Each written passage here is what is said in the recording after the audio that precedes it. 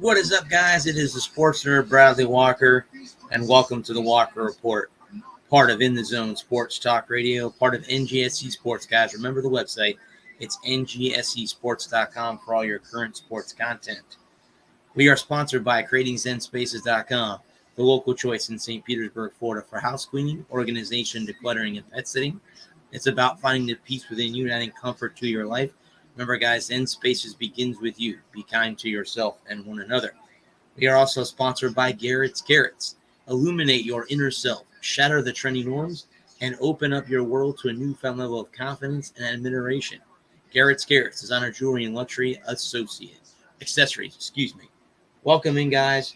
Happy Thursday to everyone. Hopefully, everyone out there is having a good week. We are almost at the weekend.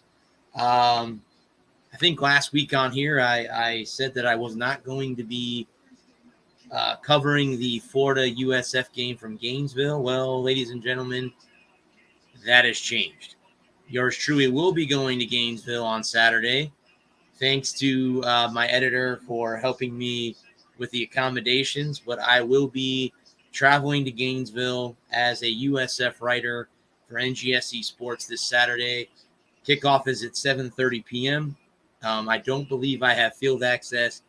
If I do have field access, guys, I will go live on Facebook, probably either on the Walker Report page or my personal one, to kind of show you guys what the field looks like at the Swamp. But I am very excited about that everything has changed for that. We, again, have another great show ahead of us. We'll go ahead and get into some stuff, and then, of course, we'll end the show with our NFL and NCAA picks. Let me bring on my two great co-hosts this evening. Good evening, gentlemen. Good evening. Hang on. Okay, I'm here. I've had one of those days, guys, that I've been emotionally and physically tired. So I'm doing good. I mean, I had a kind of one of those days at work where you have a learning lesson. I got that today. So I got to learn stuff today. So so did I. Yep. My dad did some nice things for me today. He took my car, did a little minor fixer-ups on it. So when I drive this weekend, I'll be getting there safely with all four wheels still on the road. So that's good. Yes. Thank him and love him for that. Yeah. How's everyone? How are you guys doing? I'm hanging in there, ready for this. Jonesing to talk some sports, man. I had a little trouble with my speakers this past week, but I think I fixed the problem. Sounds good. How was Gerald's show? Everything good? Awesome as always. That's great. Packed house, so it was fun. I'm sure he'll be on here. He'll be on here He'll be on here shortly. Yeah. As well. Yes. So let me. But you posted this on Facebook, so why don't we just open the show with it? Kyle Busch going to Richard Childress Racing. I saw that coming about 2.5 months ago when Kurt got hurt. Once Kurt got hurt, and that 45 ride opened up, we already knew that Tyler Reddick was heading to 2311 in 2024. Now, I didn't. So as it sits right now, RCR has secured a third charter for 2023, which means that he will have 3 cars next year. And I'm not sure where he got that charter from. I'm not sure if he leased it or if he bought it outright, and I'm not sure exactly where he got it. So I don't know if that means that they'll be running a 3-car operation once Tyler Reddick moves on to 2311 racing in 2024, or if they'll go back down to two cars. I suspect we also know that KBM, Kyle Busch Motorsports, is going to Chevy's next year, which I think you've seen that post that I'd shared. So we know that KBM, the truck team that Kyle Busch has, is going to be running Chevy's next year. Ooh. Okay. Yeah. And so that to what we in the business call calculation. So this is some of the possibilities that I could see happening in 2023 for the available rides as we know that they stand right now. So we know that the 18 is going to be available. Possibly 2 drivers that stand out to me that could be getting that ride is either John Hunter Nemechek, who's currently a KBM driver in the Truck Series. He could be brought up to fill the 18 for a year. And then Yes. in 2024, so they could sign him to a 1-year deal and put him in the 18 until 2024. And then in 2024, we'll see, because Martin Truex is on a 1-year deal with Gibbs to run through 2023. And we'll see, with the speculation that he may end up at Junior Motorsports when they go to Go Cup Racing in 2024. Now, Noah Gragson is leaving the 9 team and heading to the 42 in Cup, and he'll be joining Petty GMS. So Brandon Jones is leaving the 19 in Xfinity and going to the 9 next year, which means that ride is available in Xfinity, which could be John Hunter Nemechek could get that ride, which would mean that Ty Gibbs, Baby Gibbs as we call him, I call him, I don't know about anybody else, but he could be getting the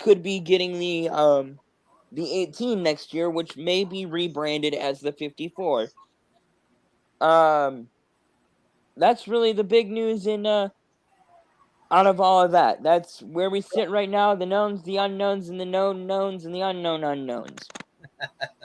And the Okay. no-nos. And Bubba Wallace won at Kansas last week. Bubba Wallace won at Kansas. Indeed, he did. Earned himself another victory, his second of his career, in dominating fashion over the last stint. Those last 50 or 60 laps, he was the class of the field. Have they narrowed it down now, Bud? Have they cut the? That Saturday night will cut down to 12. 12. So it's down to 12. Okay. Saturday night we'll cut down to 12. Oh, Saturday. Okay. So okay, gotcha. Okay. Gerald, what's up? Hey, Gerald. Not much. So I'm going to be listening. I got one to thing go that break I the refrigerator. Cool. right? Did you hear about Brandon Jones heading to the 9? I did not. No. Yep, Brandon Jones is getting the 9 next year in Xfinity, I see. That's a which shock. frees up. Yeah, I know. I didn't see that coming either. Neither did I. So that means that the 19 in Xfinity is available. Uh-huh. And I could see John Hunter getting that ride.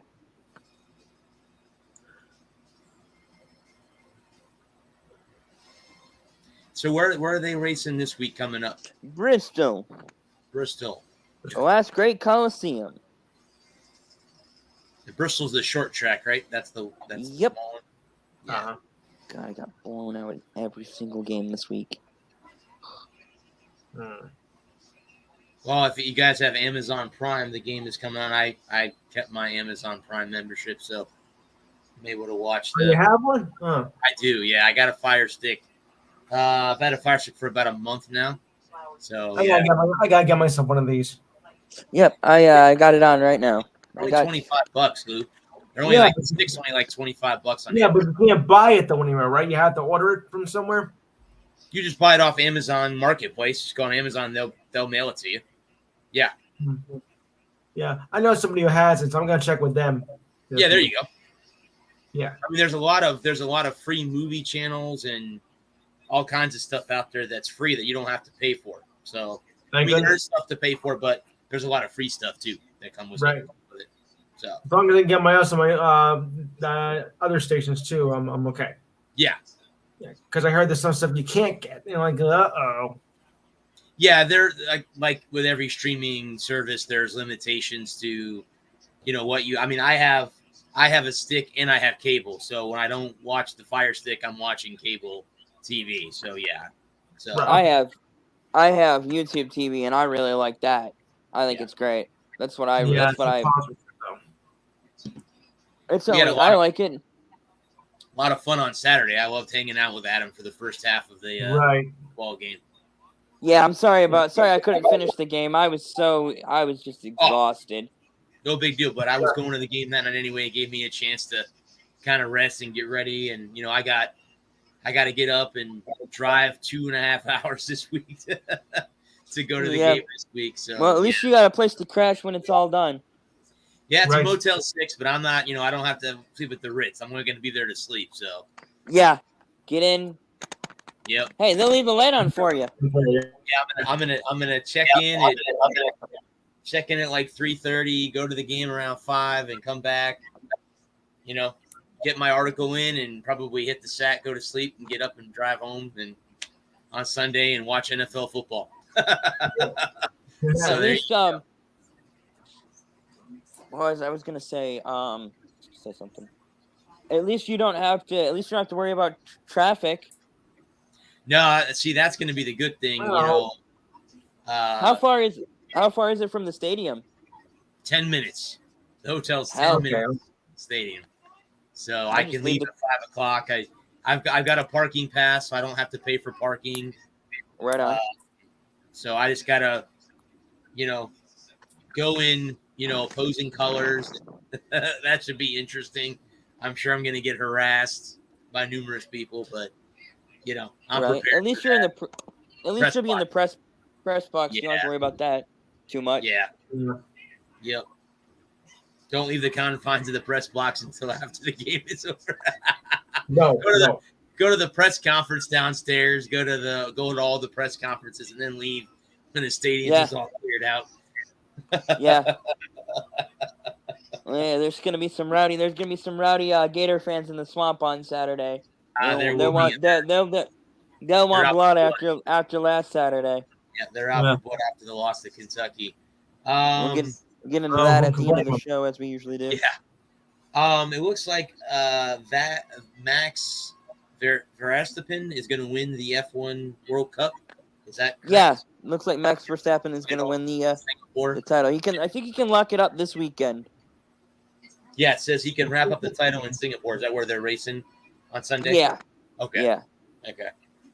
And it says F1 teams fail to agree on plan to stop races ending under safety car. So I guess they can't race under safety car. F1. I don't know. I don't know the rule. So NASCAR is unique in that NASCAR is the only motorsport that has an overtime. Okay. So as long as they as long as the caution comes out before they take the white flag, they'll try it again, and they'll do it as many times as it takes to get to the finish. And if basically like hockey overtime, they'll go until they unlimited attempts until they get a winner. Well, playoff. They can They do 100 attempts if that's how many attempts it takes. Yeah. But every other motorsport ends. Oh no, there is no race this weekend. They don't run again until October 2nd in F1. Oh, okay. It's a little late. Because the Russian Grand Prix got canceled. Oh. Oh, gotcha. Okay. Yeah. Of course. So they're off for a couple weeks before they get back to the track. Yep. So in every other motorsport, if there's not enough green flag left to attempt to restart, then the race will just end under caution. Okay. And apparently they couldn't come up with a deal to try and figure out how to do an F1 green-white checker. Gotcha. Okay. Real quick, guys, we can touch upon Roger Federer announcing his retirement. Yeah, Really? just found out today. Yeah, Well, would you guys consider him the greatest men's tennis player? one of the greatest. I mean, because you also get Nadal and the Joker. So that's a pretty good company. Or McIntyre. You got McEnroe and Borg and all them as well. Yeah. Yeah, good company. Yeah. Definitely good company. It really is hard to pick the best one when you have all those, players that now and before them. So it's really tough to say who is, the best, I guess it's like a generational thing. In my generation, it had to be like Jimmy Connors, Borg, Becker, Hmm. McEnroe. What do you mean that ball was out? That ball was out. You tell me I saw it. You can't be serious. It What was you on mean the now? line. It was Yeah, I think bleeping on the line. my era was Agassi, Sampras. Yes. Then you had Andy Roddick, and then you had then Nadal, Federer, Djokovic. Um, players like that. So it's interesting because it looks like you're gonna have Roger Federer and Serena Williams retire in the same year. Yeah. Yeah. That's a big loss for tennis. Holy hell and a half! Those guys carried the staple for both of their respective sexes in the tennis. So, well, young guys stop think- playing sometime. True, you're right. No, that's you're 100% right. I don't know, there's two schools of thought. There's what Bear Bryant said: play as long as you can, coach as long as you can, and die. And there's also what Reggie Miller said: when it's your time to go, it's your time to go. And I think that if you said it was Federer's retiring, right? Yes. If he doesn't feel like he can compete at the top level anymore,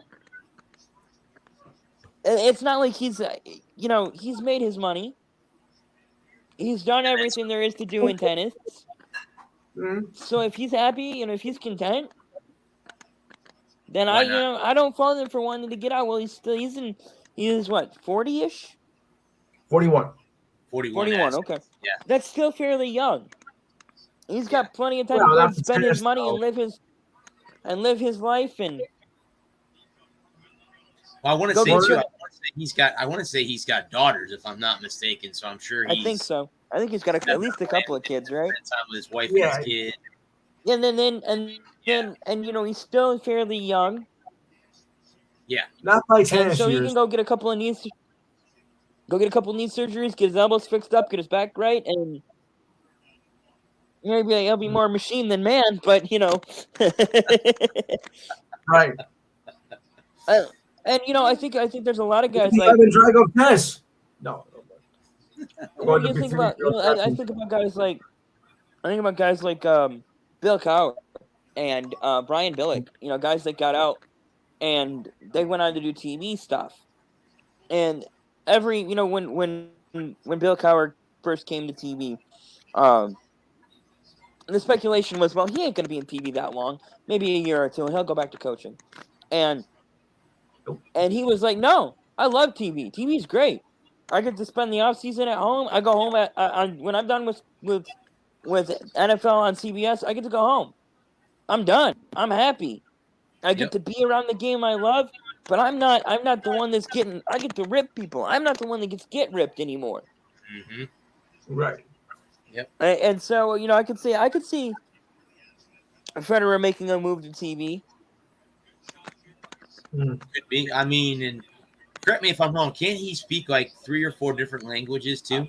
Wouldn't be surprised. I think him and Nadal both can speak like 3 or 4. And I think even Djokovic can too. All of them can speak like 3 or 4 different languages. I'm to see how many. Andrew. Why can I not say his damn name? Andre Agassi. That was hard for me to say. I think he's another one. He's retired, isn't he? Yeah, he's been retired. Is he retired? Yeah, he's been retired for a long time. Agassi and Sampras kind of came in there together, and then the next wave of American players was Andy Roddick, and Roddick could never beat Federer. Roddick could never beat Federer. And every time they went up, no matter if it was the Open, French, Wimbledon, whatever it might have been, Roddick could never get over the hump and beat Federer. So, real quick, guys, one quick WWE note that I saw: Roman Reigns on Facing the Rock at WrestleMania. If it works out, then I'm ready. There's a rumor that that's going to happen at WrestleMania in the next year or two. So that's interesting to say the least. To say Roman versus The Rock, huh? Yep. Yeah. I think it'll probably be, if it does happen, it'll probably be a blood feud. Control of the family. Probably the way it's set up. Yeah. Yeah, the way that it's set up. I guess the WWE now is also changing their belts, changing the colors or something, color scheme on their championship belts. So I mean, I know Reigns has both the world championship and whatever. He owns both titles. They're unified as they say. Quick boxing note: did you guys see that Anthony Joshua is going to finally fight Tyson Fury? They actually agreed, even though Fury's retired. That's weird how that happens after the guy retires. Yeah, Supposedly December 3rd. December 3rd. Ooh, yeah, it should be a good one. Yeah, supposedly that's going to happen now. We think. Yeah. We'll have to wait and see if there was another one too. Isn't Canelo getting ready to fight? No, it wasn't Canelo. It wasn't Canelo. Okay. It was another fight that was just mentioned. Although it's not actually real official yet, they got to work out some of the language from the lawyers, though. But there was a fight that was supposed to be scheduled for, I think it was mid-November. Okay. Yeah. Okay. I had the article up on one of the websites, but there was another. It's in the welterweight division, though. Oh, okay.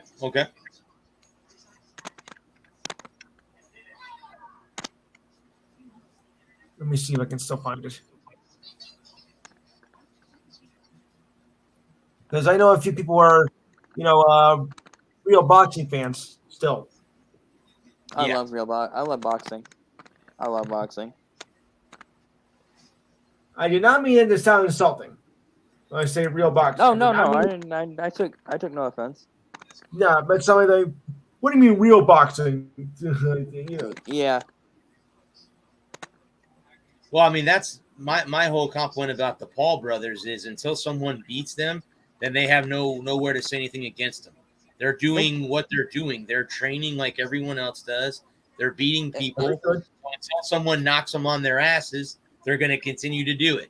So, and my thing is that schedule. If you want them so bad, schedule the damn fight. Exactly. My thing is if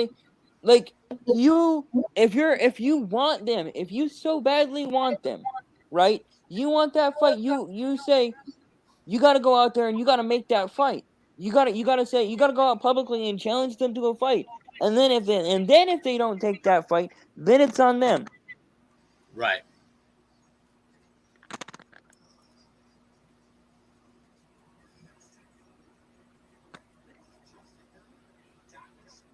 Yeah. I mean, because there's they say they're ready, then you didn't make the weight, or they're bitching more about something like with the fight last week. There was a lot of that going on. So if you're saying you're gonna do it, do it. Yeah, like I said, the boxing world in general doesn't want them to be a part of it. Well, then shut them up. Shut them up. You shut them up, they're going to come at you. And even if you shut them up, they may still come at you because then they can't. Power in the what you do. But if you're not willing to take the fight. Yeah. Right. Okay, now let's see here. Yep. Right, let's see here. Because I had this written up earlier today.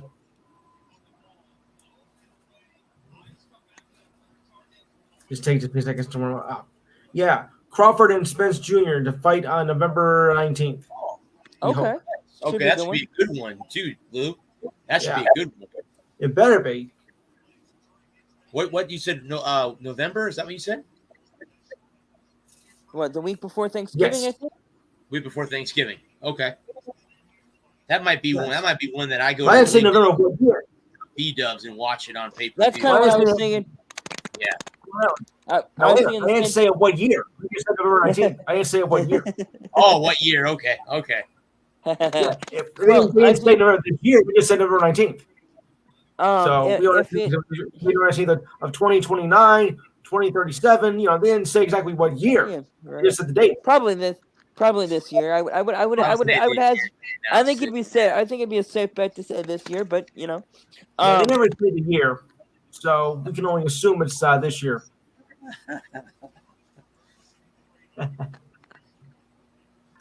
I mean, I would assume if they're writing an article about it, it's going to be either this year or next year. I would imagine it wouldn't be anything. Well, according to the article I saw today, it should be for this year, the week before Thanksgiving. Yeah, that like I said, that might be a match I might go to, to watch. That might be a watch I might want to get the Fire Stick ready for. Or that too. Yeah, that too. Okay, so going back to the Joshua Fury fight, Fury has agreed, or Joshua has agreed to terms, but with the passing of the Queen, they've halted all negotiations for the time. Fury's team has halted all negotiations for the time being. Right. Oh yeah, too, Gerald. I don't know. He's listening, but ask me what? No. I wasn't going to ask you anything. The show you were talking about. Doing a memorial for the 9/11 victims. So, yeah, I mean, that happened on Sunday. I forgot all about that. Yeah, that was, 21 years ago? 21 years ago on Sunday, yeah. It's been that long since. Well, I paused for a moment of silence to remember those who have lost. Yeah, absolutely. I actually did admit I had to pay homage to the Queen and to the royal family. Yes, as her as well. Yeah, we... there you go. Someone who lived into their 90s and got to do, she took over. When did she take over as queen? How old was she when she took over? She took over in 1952. 52? Mm-hmm. Okay. I wasn't even considered yet. 47, sorry. 75 years. 75. She was on the throne for 75 years. So she died at what, 92? Is that 96? 96? So she was 22 years old, 21 years old? Wow. 21 years old when she took the crown. Holy moly. Yeah, that's the youngest ever. Now, one of the drinking youngest. age in England is not 21, it's 18, right? I think 18 in England? Okay, that's what I thought. Yeah. For all the people that live outside of the U.S., the drinking age in the United States is 21, but in other countries it's 18. So, yes. A lot of places is 18. Yeah. Canada, it's 19. 19 in Canada? Okay. Yep. Well, we can blame Canada for that. All right. There's a lot of things we can blame Canada for. Just joking, guys. Anyone out there from Canada is watching, we're just joking. I blame the French. Of course. The French. Sorry I'm late, but I had to grab something to eat. No worries, Cheryl. No worries. We'll put the person that too. No worries at all. That's fine. So some news in the NBA is Robert Sarver is suspended for a year and fined $10 million for using the N-word and using sexual comments towards women. Is that what if I read that article correctly, that's what happened? Yes, and other crude comments that I won't say on this show, but you get the general idea. And he owns the Suns and the Mercury, right? The WNBA team. And are the Aces on the verge of winning another WNBA championship? Unfortunately, yes. Unfortunately. I like how he answered that, unfortunately. I'm a Connecticut Sun fan. What can I say? Unfortunately. Who's your team? Connecticut Sun. And they're not just getting they're losing. They're losing. In the night. Is it going to be on the NFL Network too? No, it's just on Prime. I think it's just on Prime, actually. Yeah. Yep, it's exclusively on Prime this year. Prime. At what time? Now. It's already started already. Truck Race is getting ready to go too. I don't have Prime, but I can watch it on my tablet. There you go. Do that. That's very good. I have Prime, so I'm watching it. It's kind of hard to do at the same time as this. Luke, Candace Parker plays for the Sun, right? Yes. Okay. And who is it that just retired? Sue Bird? Sue Bird retired. The Bird lady. Is there anybody else that retired? Any other big name? There was one, but Sue Bird was the most notable. Okay. I would think Diana Taurasi's got to be close to hanging it up too. She's got to be. She's Yeah. not. She's pretty long in the tooth as well, so she's got to be close to. Well, you never know. I mean, You can't give her my favorite player that easily. Come on. well, I mean, sometimes they play longer than you expect Yeah. them to play. So I mean, Well, it is Diana. she was a Husky, right? UConn, right? Yes. She was a Husky. Is that where Super didn't go to UConn? Did she? No. She was Stanford, right? I was gonna say, was she a Cardinal? She was a Cardinal. Okay. That's what I thought. So who do you like in the NBA this year? As we're about a month and a half out from the start of the regular season. Yep. Or maybe it's about a month actually. Well, training camp starts in about 2 weeks, actually. Okay. September 30th. Very nice. So who do you think the Warriors repeat? I think it's very possible the Warriors could repeat if they get all their Ducks in a row? together. Yeah. Maybe the Nets and show might do something if they get all their players all lined up together. And to see if Simmons will do anything. Ugh. Mm. When Kyrie and AD can finally get together and play basketball. Yeah. Do you think that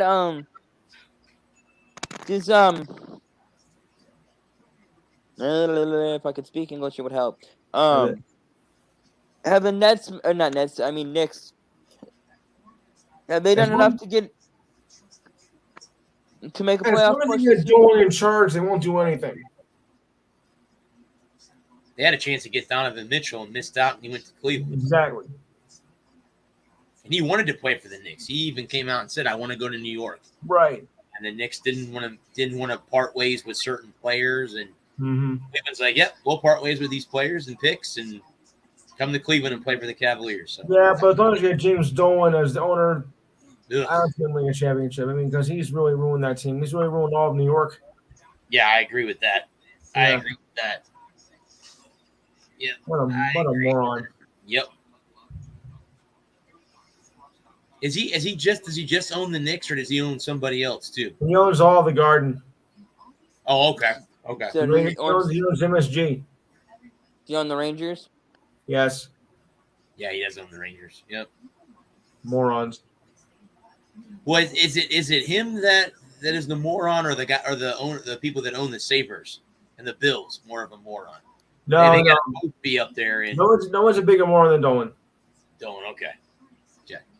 The Sabres, the Pegulas, well, that's another thing right there. Yeah. I mean, the Sabres used to be good when they had Hasek, Osgood, and all that. And now look at them. Well, I mean, I think the Sabres might be a decent hockey team this year. They're on the cusp. I think the team that, in my opinion, I don't correct me if I'm wrong, but I think one of the teams that takes a step forward this year is Ottawa. Look out for the Senators this year. I agree. I like what they've done. I think Ottawa could be right back wait. in the thick of it and make the playoffs this year. That's a wild shot, but you never know. I mean, Ottawa, they have their talent their young talent starting to come together. They got the right mix of veteran guys. Their owner that was, pretty bad on them died. Someone new took them over, and ever since then they've turned the franchise around. So, I mean, maybe that's what it takes. Just, and again, you guys all agree, it all starts at the top. You got a bad owner, you're never going to win anything. If you got a bad owner that doesn't care, doesn't want to do anything, if you got a great owner, well, they should care. Vinnick and the Wings, they have their owner, the Yelich. I mean, that's what it is. I mean, it comes down to great ownership that want to put money into the team, hire the right people, get the right players and stuff like that. So, yeah, I think it all starts at the top.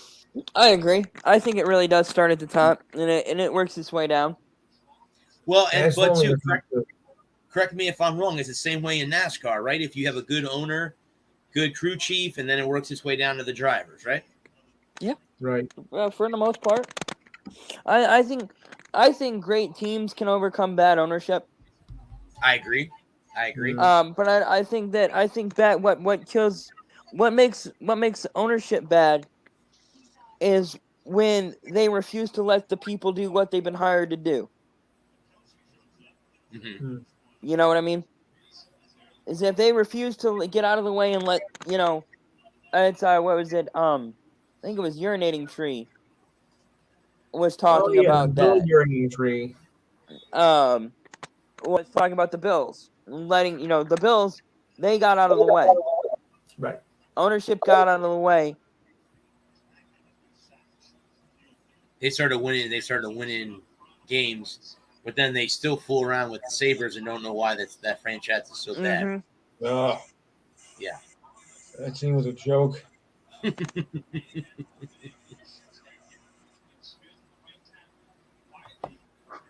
So it looks like the Now rule that changes just happened. in MLB are going to happen starting next season with the pitch clock, Correct. the shift Yep. being banned or restricted. It says defensive shift restrictions, whatever that means. Right. I don't know what that means. Right. If you're only going to be able to shift a certain amount of times per game, You can only shift so many players. shift Yeah. so many players. Gotcha. And enlarging the bases, Enlarging the bases, Right. that is correct. which I think will cut down on the collisions, which they definitely need to do. Yeah. Way too many of them in baseball. Well, and Lou, they did away with the catcher running into the catcher, so they're trying Yeah, to they make do. injure players. Yeah. Yeah, the thing is, it should have been taken care of a long time ago. Right. Correct. Agreed. Very much agreed. And it looks like, guys, the minor leaguers are joining the Major League Baseball Players Association. They're They are. talking about it. Yep. Well, I hope that this results in the major league clubs giving them some money to keep their teams afloat, because and minor league players don't make They a lot of barely money. make any money. Yeah. They are playing a sport. They're trying to move up, obviously, to the majors. Not everyone gets there, as we all know. Not every minor league baseball player gets to the majors. But Correct. if given the right, chances to, I would think there'd be more players that would get to that next level. It's not going to guarantee you to get to the next level, but Right. No, it would help in a good way, and it would help the minor league players make money. I'm not saying they're going to make major league money, but some money Right. for playing the game that they love. That's what they decided Mahomes to is do. not having a good game right now. Still early. Still early. Yeah. Game started still. I'm saying he's not right now. He's not having a good game, but that's going to change. yeah. Yeah, I would think. Yeah, I mean it's early. Mm-hmm. Right. Hard to say one way or the other. Because they were talking about him in the pregame about maybe, he's the greatest quarterback in the league now, moving forward. He's got to be one of them. I would say one of them. I'd say he's probably number one. Yeah, I would agree with that. I'd say he's the best in the league moving forward. I think Josh Allen's got to be 2. Yep. Justin Hubert's got to be up there in the top 5. Yep. Guys like that. Herbert. Yeah. Yeah, I think those might be the top 3 in the I league. got one question for you, Brad. Yes, sir. What's your takes on how Texas played against Alabama? I think they played a great football game. I think they were prepared. I don't think Alabama was prepared. No. I know a lot of people want to point, the officiating was bad, and there were a lot of calls that Alabama got away with. I think had your quarterback not gotten hurt, Alabama would not have won that football game. I'm going to say that right now. They just were having issues stopping Texas's offense. All game long they were having issues. So Yeah, if Quinn was Ellers just didn't burning get them for. Quinn was just burning that Alabama defense, man. Yeah. Well, like I said, Texas came out to play. Sarkisian had them ready to go on a big stage. I think Nick Saban, on the other hand, said, you know what? It's Texas. They're not in our conference yet. yet. Yeah, But I mean, I don't honestly. I can say that Texas played the better game. It's just a shame that they didn't come out on top at the end. I think their defense got tired, and Alabama took advantage and drove down the field and got the field goal. I mean, Yeah. that's plain and simple how it all went down. Now, Adam asked this on my show, and I'm going to ask you this too. Do you think Texas used up all they had against Alabama, or do you think they still have something left? No, I you know what I think is going to happen, Gerald? I think they're going to use again. It sounds weird to say this, but even in a loss, you win. And I think they did win. I think last week they showed they're a good football team. They have a good defense. The question now is how healthy are they at quarterback? That's going to be because their backup got hurt too. So it's going to be interesting to see how they move down. I don't think they're done.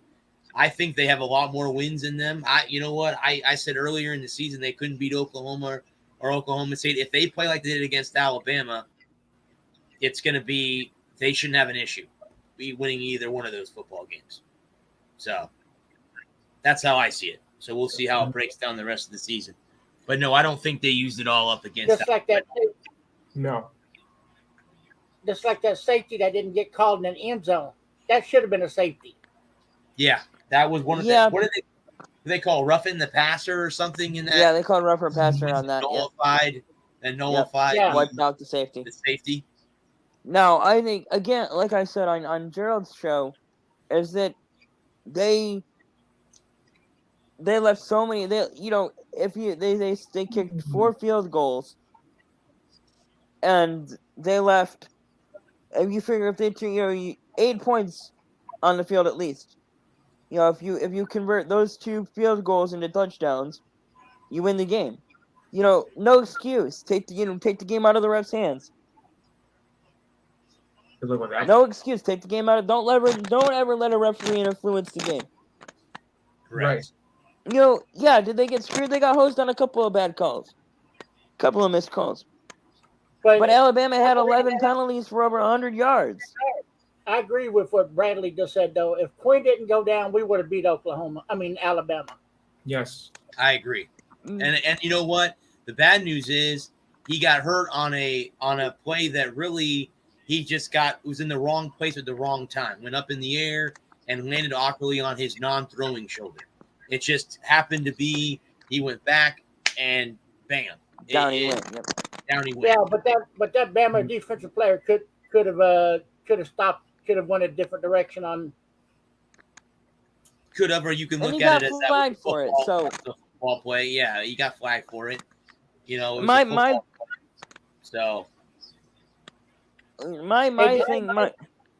thinking on that is they did that on purpose because they knew if Quinn stayed in, they would have lost. Well, I mean, I hope you don't deliberately hurt a player because you're not going to win. But again, that's hearsay. I don't take nothing away from Alabama because they are a shady team. Well, you can see that they're not number one. Obviously, that's not what you saw. That's not a number one football. Not right now. I'm not saying in the future. They shouldn't be ranked number 2 neither. They should be ranked 4. I think it was more so that Texas played a great game. Yeah, me too. I agree. I mean, but Alabama should have rolled. Alabama had all the momentum and let Texas hang around.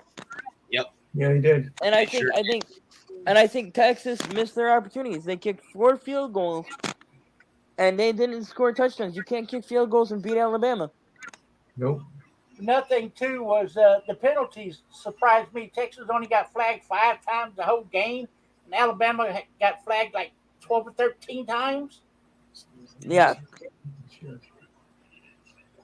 I mean, Alabama let Texas hang around. Alabama kept Texas in the game. I don't think Alabama played their best football on Saturday afternoon. Not at all. But And Texas, yes. they underestimate it, though. I really did. Alabama still won. Yep. Barely. Here is the Sporting News rankings. The AP poll has Georgia, Alabama, Ohio State, Michigan, Mhm. Clemson, Oklahoma, USC, Oklahoma State, Kentucky, Arkansas, Michigan State, BYU, Miami, Utah, Tennessee, NC State, Baylor, Florida, Wake Forest, Ole Miss, Texas, Penn State, Pittsburgh, Texas A&M, and Oregon. And the coaches poll has Alabama still at number 1, Georgia, Ohio State, Clemson, Michigan, Oklahoma, Oklahoma State, USC, Michigan State, Kentucky, Arkansas, NC State, Miami, BYU, Utah, Tennessee, Ole Miss, Wake Forest, Baylor, Texas, Florida, Texas A&M, Penn State, Oregon, and Pitt. Rounds out the top Okay. 25 in the coaching. Now that's the sporting news is poll that they have up. So that's what they have. But it's a very respectable publication. I can't. I Yeah. don't think there's anything. I can't see anything to argue about. Yeah. I think that there's still so much football left. Yes. Correct. There's still so much football left. We're only in week 3. But you know who there's no longer any football for in college football? Scott Frost. That's right. Right. What happened to Nebraska? I mean, really, it used to be such a powerhouse team. Look at them now. They're crap. That program is in shambles. Yeah. Shamble. You can't.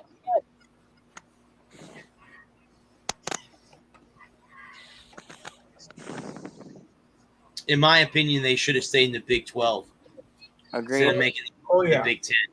They should have just stayed in the Big 12 where they were at. They were, All this conference realignment is really screwing up football. dominating team, and then they made that move to the Big 10. And ever since they moved to the Big 10, it hasn't been nothing. They've been It's like Rutgers. down and everything. So, yeah. He was so good at UCF, Yep, he sure was. and he got the Nebraska job. His And- alma mater, too. And it Where just he didn't was- translate. Nope. It just didn't translate.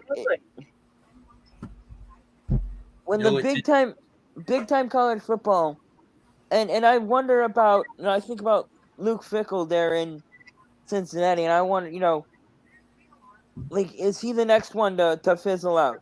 Look so good at a small school, and get into big time college And then- football and flame out. Well, here's my question, Adam. Would you say that's Mike Norvell? He was so good at Memphis. Now he's at FSU, and they haven't done anything since he's been there. I was thinking about PJ Fleck. Oh, Minnesota. Okay. Yeah. He rode the boat at Western, and he was at Western for 3 years, Mm-hmm. and then he goes and he gets the gig at Minnesota, and Minnesota hasn't made any hay. No. I mean, they've been in some New Year's bowl games, but nothing major. They haven't made it to the college football playoff. I don't think they've been in the Big Ten championship game since he's No. been there. Okay. So, yeah.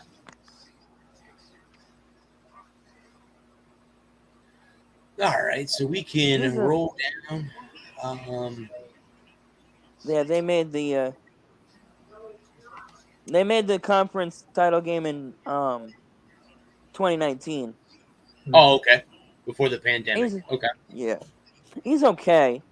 He's 37-23, Okay. but he's 21-22 in the conference.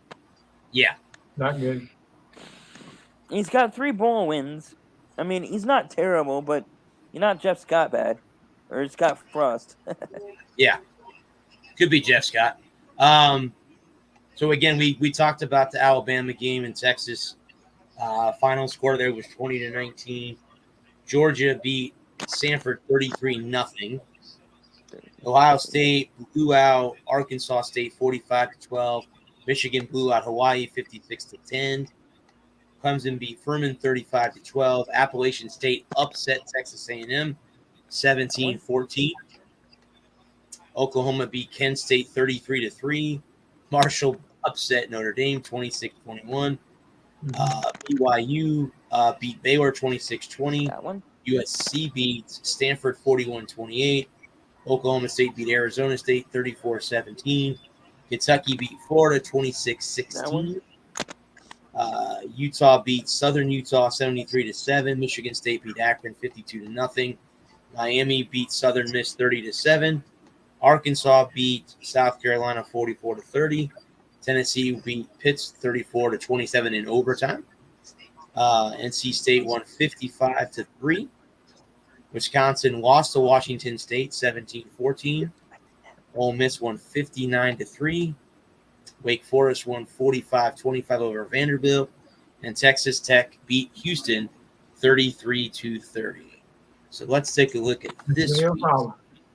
I had every game but Wisconsin. This week's I had game. all the upsets last week. I'll bet. Starting at noon, number 1 Georgia is on the road in South Carolina.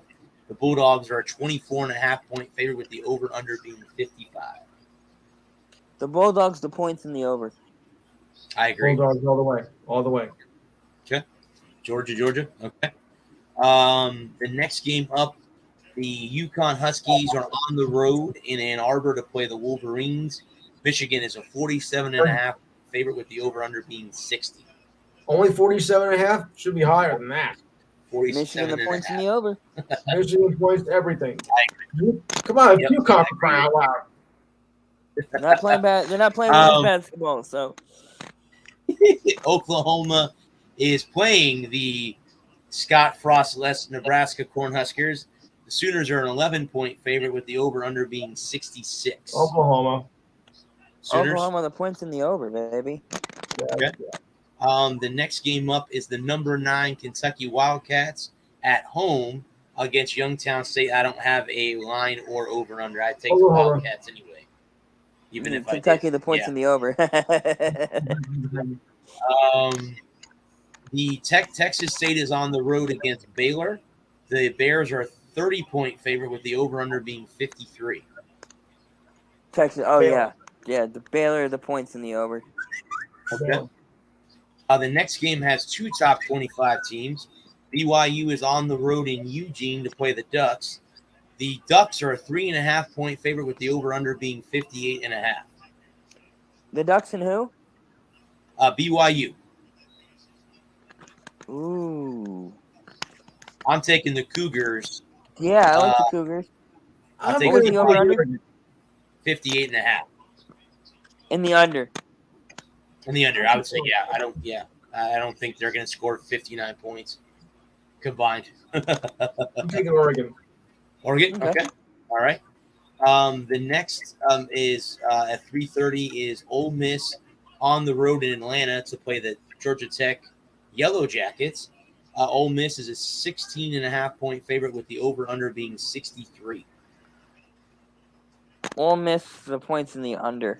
Ole Miss, but I think they're not going to cover the spread. Cover? Okay. All right. 16's a They won't lot. cover. The next is the number 22 Penn State Nittany Lions on the road in Auburn to play the Tigers. The Lions are a 3-point favorite with the over-under being 47.5. Penn State all the way. I need Penn State to win this one. I agree with that. One thing about the Penn State game is they have a little bit of traveling issues getting into Auburn because the airport there is closed for renovation. I got you. Yeah, in Auburn. Yeah, they're gonna have to take an alternate. They're gonna have to go to an alternate decision. Why is it closed? Because they're renovating the airport. Okay. The runways are Oh, closed so that okay. they can work on them. The next game is UL Monroe on the road in Tuscaloosa. The Crimson Tide are a 49.5-point favorite with the over-under being 61.5. Alabama gets 100. Jay? Alabama. They want blood. Alabama will kill them. It'll be ugly and it'll be early. Yeah. Right. Yeah, I think you're right. All right. The next game is at 5 o'clock. Liberty is on the road playing the number 19 Demon Deacons of Wake Forest. Wake is a 16.5-point favorite with the over-under being 63.5. Wake the Wake points to the wins, over. Wake wins, but they're not. But they're not going to cover. Yeah, Wake Forest, they're not going to cover it. The next game is at 7 o'clock. You have Toledo on the road against number 3 Ohio State. The Buckeyes are a 32-point favorite with the over-under being 62. Blowout, Ohio State. Blowout, Ohio. All right. Mm-hmm. The next game is Arkansas Pine Bluff, which I've never heard of. They're on the road against the Oklahoma State Cowboys in Stillwater. There's no line in that game or over-under. Oklahoma the point to the over though. Oklahoma State's going to win that one. All right. Yeah, Arkansas Pine I've Bluff. heard They're Bluff. the Red Wolves. The next one is Missouri State on the road in Fayetteville, Arkansas to play the Razorbacks. And I have no over, under, or line in that one. Razorbacks. Yeah, Razorbacks. I'd say Arkansas too. Yep. Mahomes just threw an interception. Akron is on the road in Knoxville to play the Volunteers. Tennessee's a 47.5-point favorite with the over-under being 67. Tennessee wins, but can't cover. I think Tennessee wins. Okay. I don't think they cover, and I don't think they get the over either. Okay. The next game is Texas Tech on the road in Raleigh to play the Wolfpack. NC State's a 10.5-point favorite with the over-under being 56. Who is it? NC State Wolfpack against Texas Tech. Texas Tech. The Red Raiders. Okay. NC State for basketball. God, that's a toughie. That's a toughie because that could go either way easily. Mm-hmm. Give me NC State though. Okay. Ooh. The next game is number 11, Michigan State Spartans on the road to play the Washington Huskies, or undefeated. Washington is a 3-point favorite with the over-under being 56.5. Sparty. Okay. Spartans. Okay. All right. As touchdown Kansas City. There it is. The next game I will personally be at in Ben Hill Griffin Stadium in Gainesville as USF will play Florida. The Gators are a 24-point favorite with the over-under being 60. Gators win. And cover. I'm taking the Gators all the way. I think they're out for blood. I agree. I think it'll be ugly and early. Yep. South Florida struggled last week against the team they played last week. They woke up in the Howard. Howard, yeah, they didn't start the game off. They were down 7-0 early, and it was like, ooh boy. And Anthony Richardson's going to have a field day running against that. The Bulls have no push inside. They have no way they have no trap outside. They're going to get that. That'll get Florida will be able to execute that up and down all day. It's not going to be pretty. It's the Gator scrimmage. And I hate to say that because I am going as a USF writer, but I don't think it's going to be pretty. I think it'll be pretty ugly. Yeah. And I hate to say that because I'm always a fan of the little schools like a USF or a UCF even. But I just can't see UCF or USF hanging with Florida right now. No. Yeah. And not even, especially not coming off a huge win or a huge loss like they suffered at the hands of Kentucky in the swamp, and then in the swamp. Yeah. After a bad loss in the swamp. Bring your rain jackets because the Gators are going to make it rain. I'll be there. I'll be there to watch that massacre. But the next game, guys, is the number 23 Pitt Panthers on the road in Kalamazoo to play the Broncos. Pitt is a 10-point favorite with the over-under being 47.5, and the Broncos are Western Michigan, if you're wondering who that is. I was not. I'm very familiar with the Western Michigan Broncos. Yes. I like Pitt, Pitt. but don't be surprised if Western covers. Yes. Okay. I like that. Pitt's next- banged up, Right. so They are. so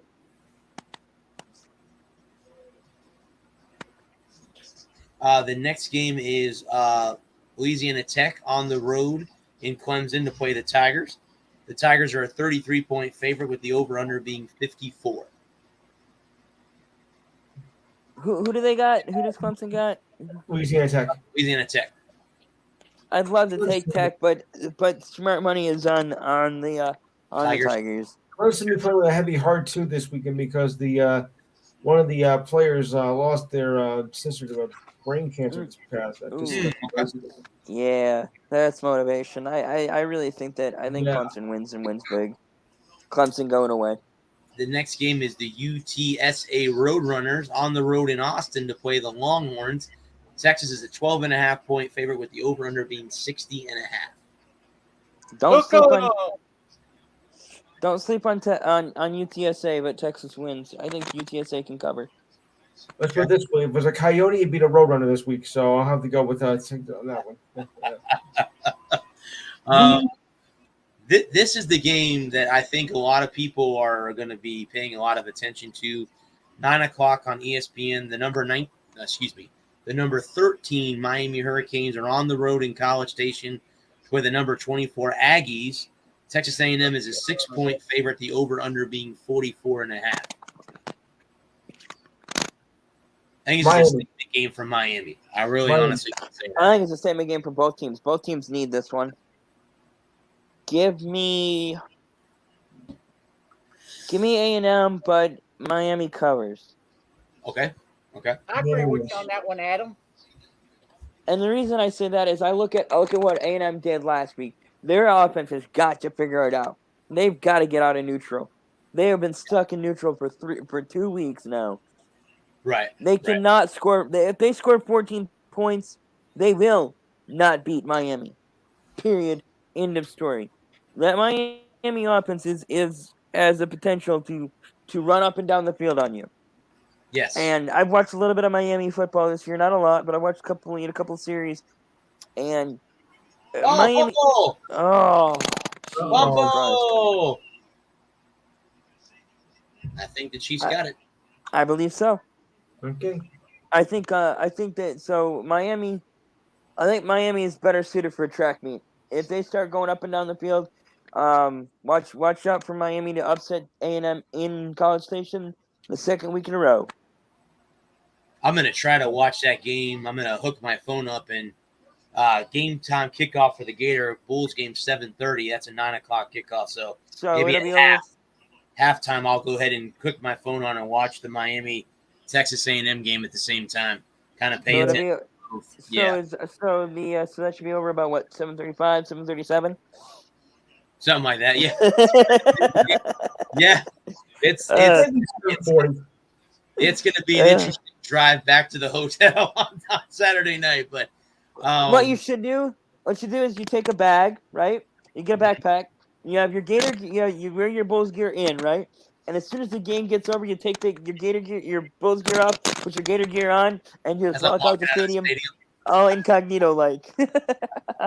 Well, the good news is my car. I have a Gator license plate, and the license plate around it's a Gator, so they can't tag my car because they may see me walk out in green and gold, but I have a Gator thing on a Gator license plate, so I'm safe with that. And the good thing is you'll be in the press box, and so if by some happenstance, 2-3 plane crashes happen, and USF does manage to pull out a win, that will be something. That would be something else. Yes, that might shock the college football world. It would send shivers down the college football world. It would be the most unbelievable. Okay, I guess that wasn't a fumble. If USF beats Florida on Saturday, it's like they won the Super Bowl.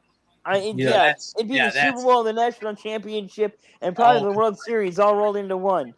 Yeah. I think USF's going to score points. It's just they're not gonna they're gonna get blown out on the other end, just like they did last year. It was the same way last year when they were here in Tampa. Yeah, and it's, they'll probably score a couple of late garbage time touchdowns and make it feel better than it was. Correct. And when everybody, you can read my article on Sunday morning because I'm sure it'll be up on early Sunday morning. It'll just be one word, and it'll be ugh. It'll be 64 font, and it'll just be one word, and it'll be ugh. UGH. yeah. Hey, Ralph, I had to write ugh 500 times. That's my article. It's my article. It's UGH. It's UGH followed by 499 exclamation points. Yeah, there you go. That's right. Hey, I got 500 words. There you go. See, there you go. It works. It works. The next game is San Diego State is on the road in Salt Lake to play the Utes. Utah's a 21-point favorite with the over-under being 48.5. You said the Aztecs there? Aztecs. Utah. I think I'm going to take the Utes all the way across. Yeah.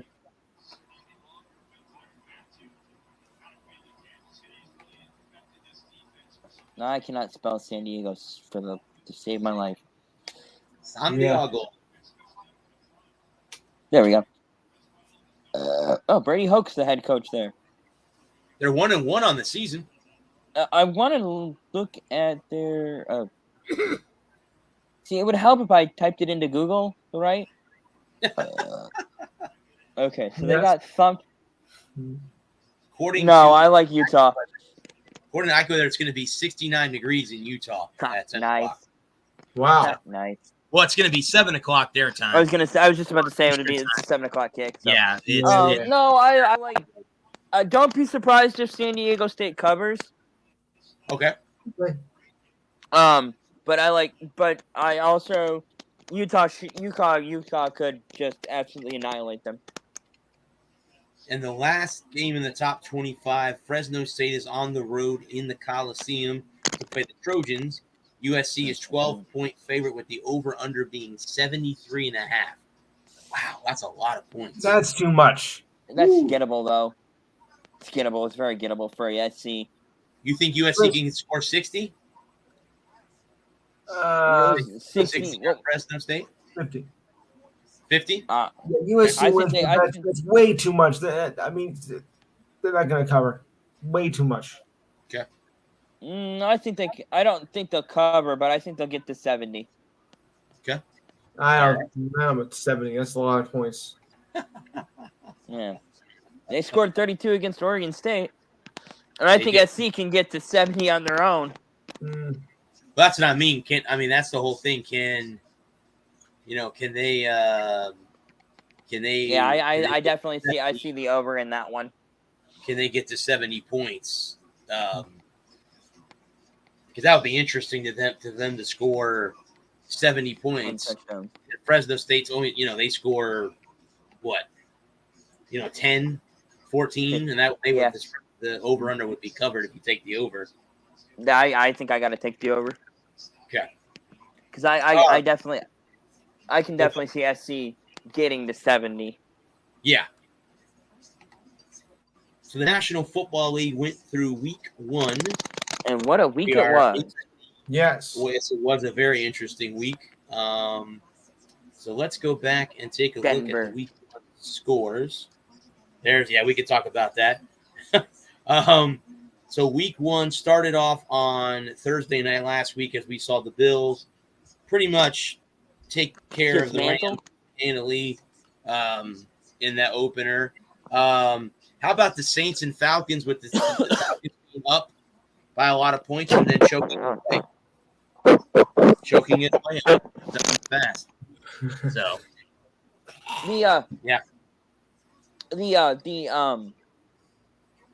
Atlanta had to change their state bird this week. They went from a falcon to a choke. Oh my goodness. Well, then we can move on to the Chicago Bears beating the 49ers. I did not have that one. I did not see that one coming. That one shocked me. I never embarrassed. I never with them. Never.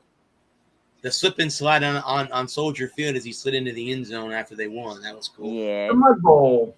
Yeah, there you go.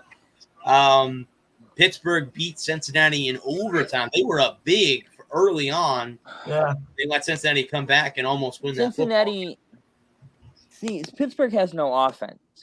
No. Pittsburgh can't score. Now TJ Watt's out too. Yeah, and TJ Well, Watt's you out got for your what, quarterback 4 out. weeks now? Perfect. And I don't know if Cameron Hayward is enough on the interior to get it done Right. on his own.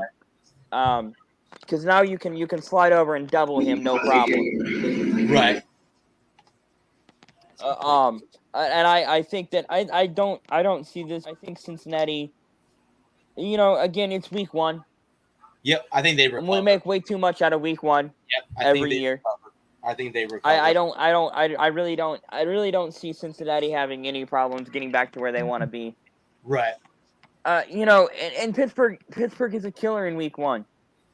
Mm-hmm. I don't want to play Pittsburgh in week 1. They always come out of the gate hot. Then the next game, the Eagles beat the Lions 38-35. Yeah, I got 3 numbers for you: 3, 14, and 1. 3, 14, and 1. Okay. Mm-hmm.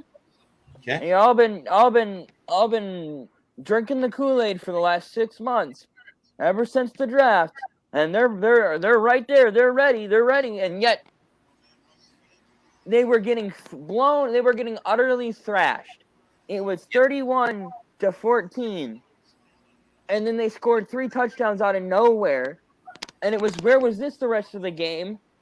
And yet they still lost. They lost 38-35. So in terms of there are no moral victories in the NFL.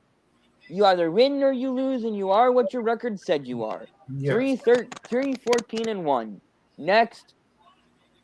The next game, the Dolphins beat the Patriots 20-7 at home. Good. I like what's going on in Miami. I'm not worried about New England. They'll bounce back. Yeah. The Ravens beat the Jets 24-9. Yeah. Yep. So Flacco was not the right choice for quarterback. Joe Flacco is a shell of his former self. Yeah. I think they need to. I think if the Jets want to have a chance to compete for a wild card, they need to rely on the running game. Okay. I think that this year is another lost year in New York. And I apologize to Lou there. I think this is another year you play for the draft. And I think you gotta stink for Young. I think Bryce Young is probably your best hope there in New York. So I think the Zach Wilson experiment is over. I even before it could get off the ground, I already think he's done. Yes. Hit the Ravens. Let's see what they can do. Yep. Building on that momentum. The next game, the Commanders beat the Jaguars 28-22. Well, Carson Wentz is what Carson Wentz is. Yep, correct. it is the Jaguars. Don't forget. And the Jaguars aren't as bad as you might think they are. They played a good game too. I saw the highlights. And yeah. They could have very easily won that game. The next game, the Browns beat the Panthers 26-24. 58-yard field goal.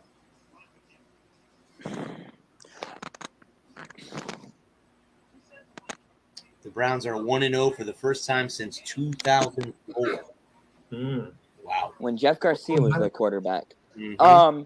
I think that the Browns are a roller coaster ride until week 11 or 13, whatever, week 13. Mm-hmm. I think the Browns just have to weather the storm, ride it out, and stay in contention, and see what they can do when Watson comes off his suspension. Okay. The other thing, Carolina is an unmitigated disaster of a dumpster fire, and Matt Rule is getting fired probably next week if they lose. I would agree with that. I think he was already on a short leash to begin with. Yep. Yeah. And we'll get into that when we go to our picks. The next game, and then in a tie, Indianapolis and the Texans. Go figure. Indianapolis, don't show your face around town for a week. Right. Houston, just don't show your face around town ever. I kid because I care. I think that Houston, that was the biggest surprise of the week, was Houston being able to handle Indianapolis. Oh, I agree. I agree with that because they kept that game. Obviously, they almost won the damn game. They could have won. They could have won. Yeah. Could have won. The next game was, I think, an upset. The Giants upset the Titans. Absolutely, 100% an Yes. upset. Yeah. The best win of the week. Yeah. Weekend. Do you believe that the Titans kind of played down to the Giants? Yeah, or the absolutely. Giants? Yes. Yeah, the Titans played down to the Giants. They should have won that game. Okay. They missed a late field goal, and again, it goes back to what I was saying on Gerald's show. The most underrated part of football is the kicking game. Mm-hmm. Special teams wins you football games. The game that kind of shocked me a little bit was Minnesota beating Green Bay 23-7. Minnesota looks like a pretty good Contenders? football team. Yeah. Yep. I had that. I had Minnesota pegged to win that game from day one. I listened to Aaron Rodgers' interview on the Pat McAfee show today. So Okay. No, anything interesting? What did he say?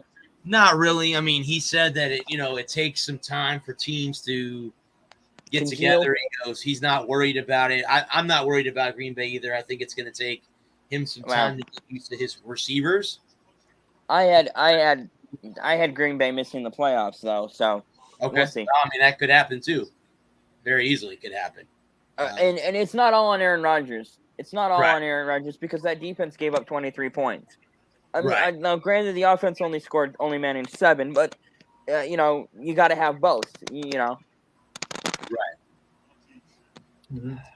The next one was the Chiefs over the Cardinals, 44-21. Not surprised about that. I was surprised how badly they beat the brakes off of the Cardinals. Okay, come on. The next game is the Chargers, 24-19. I had the Raiders picked, so I had the Chargers. So did I. I had the Raiders pick too. I had the home team in every NFC West, AFC West game all off season. I just think that the AFC West is going to come down to home field. Whoever has home field is going to win that division.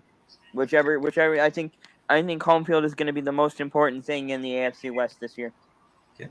and then the last game was the I'm sorry, not the last game. The Sunday The night last game 4 o'clock game. was the Bucks Oh. winning over Dallas 19-3. Hey, I Brad, had Tampa. Yes, sir. can you read in between the lines? 3 points. No, read in between the lines. Oh, I see. All right. I'll give you 5. You only need 1. Okay. Look. You see You got now? an itch there? You got an itch there? Because I remember someone saying to me last week before we got off the air, prepare for the Bucks to get a ass beating. Yes. Interesting how that happened. Well, can we talk? If Well, Dak Prescott didn't go down, I think it would have been a better game. well, can we talk about Zeke having 10 touches? I was going Why to in the say, hell did Zeke have only 10 touches? that's another question. He He had was doing 10 it. touches for 50 yards. He said he was running the football very well against that Bucks defense, too. He was only, He had 10 touches for 50 yards, averaging 5.2 yards a carry. yeah. Why didn't he get more ball? Why didn't he get the ball more? That falls and back I- on and- Kellen Moore and McCarthy. McCarthy needs to go. I'm surprised he's made it this long. I I thought think he was getting McCarthy fired in goes- 2020. I think like Matt Rule, he's 2 losses away from being fired, too. If he goes, take Moore with him. And then I, the last game was the Monday night game, and the Seahawks beat the Broncos on a 64-yard missed field goal. And as I told the Titans, or not the Titans, the Colts, Denver, don't show up to work this week. Yeah. Just avoid the office all week because that was embarrassing. They had the ball inside the 5 twice and fumbled both times. Yeah, there you go. You're an embarrassment. You had the ball inside the 5 Yeah. twice. So again, this week, as we speak, 2 minutes left in the first half. LA leads Kansas City 10-7. To start the Sunday slate, we have the Jets on the road in Cleveland to play the Browns. The Browns are a 6.5 point favorite with the over/under being 39.5. I believe I have the Browns. Let me look. Okay. Here it is. I'll take Cleveland. I think I'll take Cleveland all the way. I'm taking the Jets. Yep, this is me. So I have Kansas City tonight. I have Cleveland over the Jets. Okay. I think Cleveland in the points. What's the over under? 39.5. 39. And the line was 6. Take the under. Okay. All right. 24-10. The Washington is on the road in Detroit. The Lions are a 1 point favorite with the over/under being 48.5. Give me the Commanders to win outright and the under. Exactly. Commanders all the way. Okay. All right. The Bucks are on the road in New Orleans. The Buccaneers are a 2.5 point favorite with the over/under being 44.5. I have what was the how many points? 44.5. And what are they giving? The Bucks are a 2.5 point favorite. 2.5 point favorite. 44. Give me Tampa the points in the under. Okay. I agree. Yeah. The next one is Carolina on the road in the Meadowlands to play the Giants. The Giants are a 2 point favorite. The over/under is 43.5. Giants. Give me the Giants. Give me the points, and give me Matt Rule fired on Monday. I agree with that. All of the above. Tuesday. The next game is in Pittsburgh. The Patriots visit the Steelers. The Patriots are a 2 point favorite with the over/under being 40.5. Steelers. I have New England. That's my upset special of the week. Okay. I like New England. I expect Mac Jones to bounce back and have a much better game. Fair I enough. expect New England to have sorted out their offensive issues. Okay. All right. The Indianapolis Colts go on the road to Jacksonville to play the Jaguars. Indianapolis is a 3 point favorite. The over/under is 45. Indy. Indy the points in the over. I think Indy absolutely rolls. They have to after the debacle that was week 1 with Houston. They have to bounce back strong. If they want to show their faces in Indianapolis, if they go down to Jacksonville and go down 0-2, it's a long flight back to Indianapolis. Yeah. Very long. The Dolphins go to Baltimore to visit the Ravens. The Ravens are a 3.5 point favorite with the over/under being 44.5. Dolphins. Dolphins cover. Give me the over. Okay.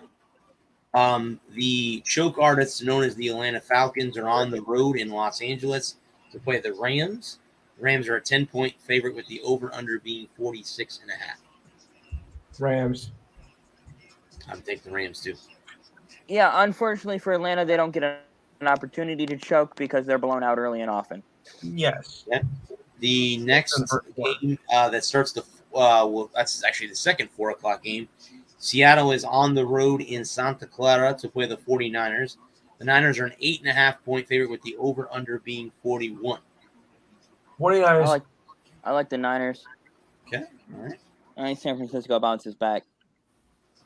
The Bengals are on the road in Dallas to play the Cowboys. They are a 7 point favorite. The over/under being 41.5. Cowboys. Bengals. Dallas can win this game if they actually give Zeke the ball and let him do Zeke things. I think with the injury to their quarterback, I think you're going to see a lot more rushing with him and Pollard both. So yeah, I would agree with that. The next game is Houston on the road in Denver. The Broncos are a 10-point favorite with the over/under being 46. Houston. Denver covers, or Denver wins, but Houston covers. Okay. All right. The Cardinals go to Las Vegas to play the Raiders. The Raiders are a 5.5-point favorite with the over/under being 51.5. Cardinals. Ooh, Raiders. Raiders. What was the points? 51.5. And what was the spread? 5.5. Raiders points and the over. Okay. The next game is the Sunday night game. The Chicago Bears are on the road in Lambeau to play the Packers. The Packers are a 10-point favorite with the over/under being 41.5. Packers. Packers. I think the Bears can cover. Okay. And you said 41? 41 and a half? 41.5. Yep, correct. 41.5. Give me the over. All right. The two Monday night games. The first one is in Orchard Park as Tennessee visits Buffalo. The Bills are a 10-point favorite with the over/under being 48. Bills. Yeah, Bills. Okay, I agree with that. The second Monday night game is in Philadelphia. Minnesota is on the road to play the Eagles. The Eagles are a 2-point favorite with the over/under being 50.5. Eagles. I like Minnesota. I wouldn't be shocked either way. I like Minnesota. I think this is the most compelling matchup of week 2. I think week 2 is a lot harder to pick than week 1. I deliberated a lot more over a lot of these games than I did with week 1. Week 1 was fairly easy to predict. Week 2, I think week 2 is the most interesting week of the NFL season because it's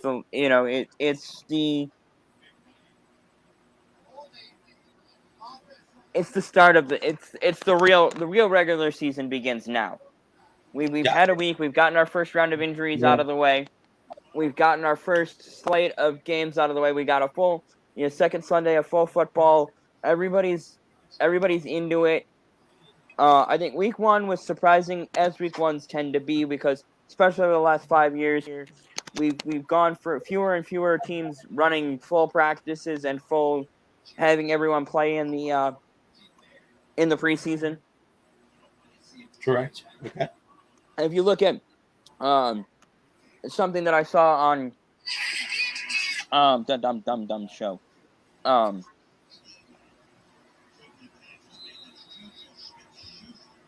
I forget his name now. Colin Cowherd's show. He was talking about the handful of quarterbacks that didn't play in the preseason, and they all lost. Yes. So I think that week 2 is going to be a real benchmark of where everybody is. Like I said, you got your first round of injuries out of the way, and now we know what we've got, and it's about continuing for teams like Baltimore and Pittsburgh and Washington, building upon success. Can they build on in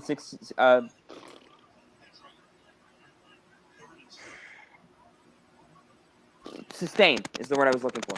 Yeah. Sustain the success over the course of the next several weeks, or do they come back to the pack? Right. And the Giants are an interesting question. Are they for real? Are they legit, or are they a one and done, a week 1 Cinderella where again like you see a lot of times where they don't have. You have a lot of teams come out and show flashes of brilliance in week 1. Correct. And then bomb out in week 2. Well, I'm interested to see how they're going to do too, because them and the Jets both had good drafts. If you remember, we sat here on draft night and said that that So I agree with that. I think that they are. Yeah. I think it'll be interesting to see where we go from here. I'm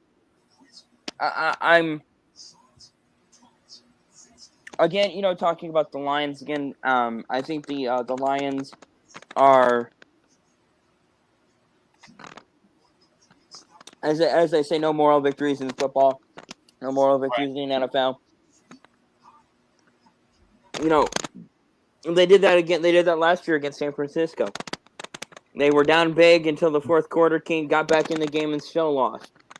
Mm-hmm. And they were down big against Philly and came back and still lost. So that's to me is where Detroit is right now. Yeah. Dallas. I think Dallas is all about coaching now. It's about building, and and a lot of it is building confidence. Mm-hmm. It's building confidence in your players and in your schemes and instilling a will to win. Carolina is an interesting case where Matt Rule has got to be feeling all of the heat there in Charlotte. Because if they lose, seats hotter, Rule or McCarthy? McCarthy? Yeah, whose seats hotter?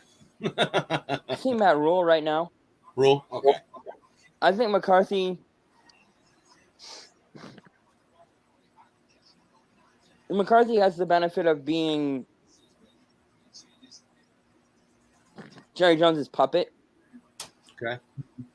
Mike McCarthy doesn't rock the boat. Mike No. McCarthy toes the party line. I think that helps. And look at how long Jason Garrett hung on in Dallas. Right. It was Dallas was every other year. Every year it was this is our year, and we just get a bounce this way, get a bounce that way. It's our year. I think Kellen Moore is in a hotter seat than Mike McCarthy right now. Okay. Their offensive coordinator, is that their yeah. OC? Yeah, I think that I have no faith in whoever San Diego is now. The Saints, New Orleans. I think that was a fluke. I think it wasn't really so much that the Saints won as so much as the Saints won as so much as the Falcons lost. Mm-hmm. Tampa's got to score touchdowns. That's the big thing that they got to do. Score touchdowns. Can't kick field goals. I agree with that. You get away with that you only get away with that for so long. They're gonna have to score touchdowns against the Saints this weekend. Mm-hmm. You can't score field goals against them, and you know that the Bucs haven't played very well against them in the regular season. Right. I think that's the only team that Brady hasn't beat in the regular season, or one of the only teams he hasn't beat yet. So Jameis and those boys are ready to go. They've been talking about it all, and I'm sure I'll hear more of it tomorrow on the radio. And that they're jonesing for a fight. They're ready. Yeah, they're definitely ready to go. It's one nice thing about having Tom Brady, who's probably the greatest of all time. Yeah, Brady will have them ready to go. Brady and Bowles, they'll be ready. They'll be ready on Sunday afternoon. Yep, I agree with that. I'm not really worried about New England. Kind of figured it would be a down year anyway. Honestly, kind of figured it would be a kind of an in-between year, kind of a growth year. Developing Mac. It's interesting. Mac Jones, Matt Patricia, and Joe Judge, who are not even offensive-minded guys, running the offense now. So right, and that experiment is about a week away from being over. Yeah, I agree with that. I think that they're both getting. I think they're both on the hot. I think their seat's even hotter than Matt Rule or Mike McCarthy. Matt Rule or Mike McCarthy. Too many M's. Yeah.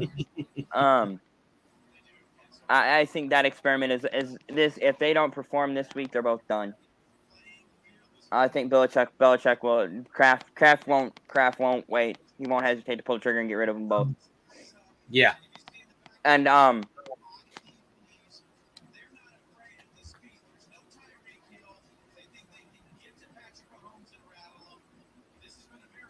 one thing I want to look at real quick.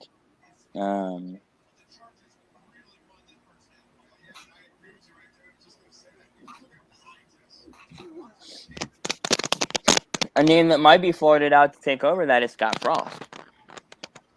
Could be. Never know. He's an offensive guy. He's on both sides of the ball. Yep. He could get the nod. We'll see.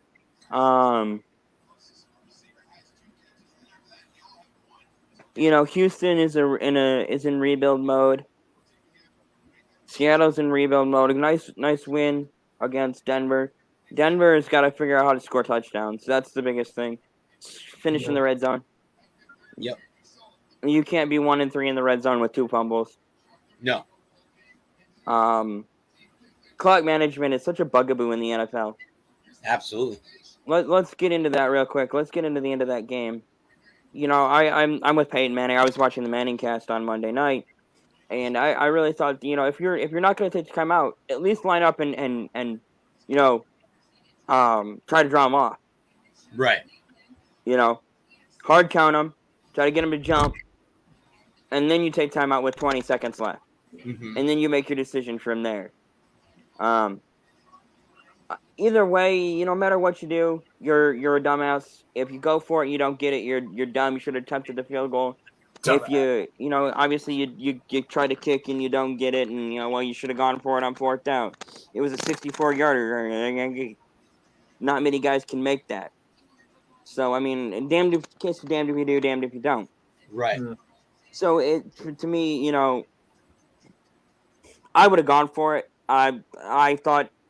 Personally, I thought 4th and 5 at 64-yarder is just too much. You got a $250 million quarterback, supposed to be one of the best offensive lines offenses in the game right now. I really thought that the smart play was to go for it. Go for it. Yeah.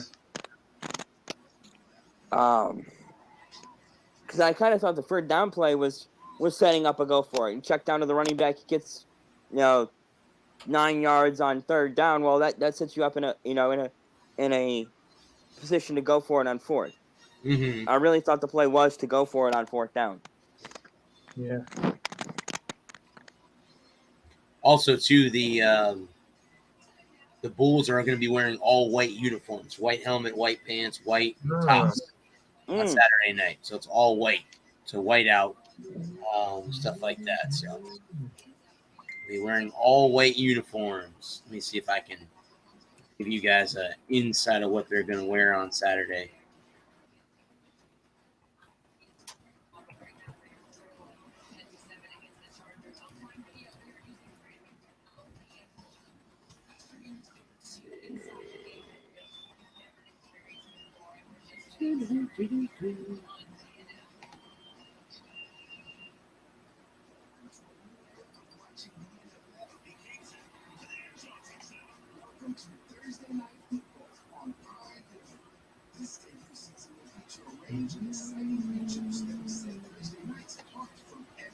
No way it's 4.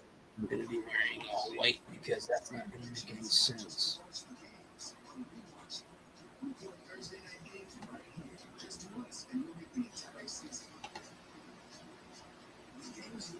Bulls look to execute on offense and contain Anthony Richardson. Good luck with that. Well, if they can do those 2 things, they might have a chance to not get killed. Correct. Maybe. This is